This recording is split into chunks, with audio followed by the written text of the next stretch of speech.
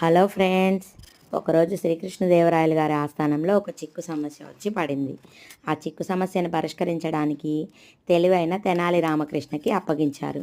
ఆ తెనాలి రామకృష్ణ గారు ఏం చేశారంటే, అసలు ఆ సమస్య ఏంటో తెలుసుకుందామా? ఇద్దరు వ్యక్తులు వచ్చి ఆస్థానంలోకి ఒక బంగారు నగను పట్టుకొని వచ్చి ఇది నాదంటే నాదని వాదులాడుకోసాగారు. తెనాలి రామకృష్ణ గారు ఈ సమస్యను నేను తేలికగా పరిష్కరిస్తాను, నాకు ఒక 2 కుండల్ని తెప్పించండి ప్రభుగారు అని చెప్పి వేడుకున్నారు. అప్పుడు ప్రభుగారు 2 కుండల్ని తెప్పించారు. ఈ 2 కుండల మీద ఒక మూత పెట్టి ఉంచి ఉంది. ఆ 2 కుండలను మీ తలపై ఉంచుకోండి. తలపై ఉంచుకొని ఊరు మొత్తం చుట్టిరండి. ఎవరి కుండలో అయితే నిప్పు వెలుగుతూ ఉందో వారిదే బంగారు నగ, మిగిలిన వాడు దొంగ అని చెప్పి వివరిస్తాడు. అలాగే ఆ ఇద్దరు ఊరు చుట్టడానికి ప్రయాణమయ్యారు. ఊరు చుట్టడ మధ్యలో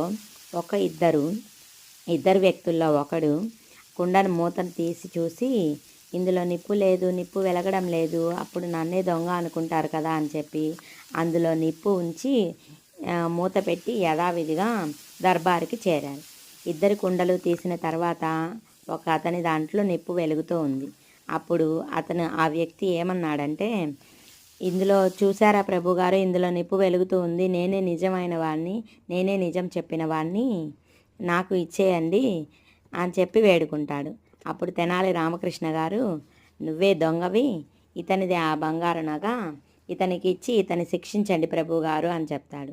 ఆ సమస్యను వివరిస్తానని చెప్పి నేను ఈ 2 కుండల్లో ఏ నిప్పును ఉంచలేదు, ఎవరు దొంగలో తెలుసుకుందామని చెప్పి అతను నిజమైన వాడు కాబట్టి అతని కుండను తెరిచి చూడలేదు.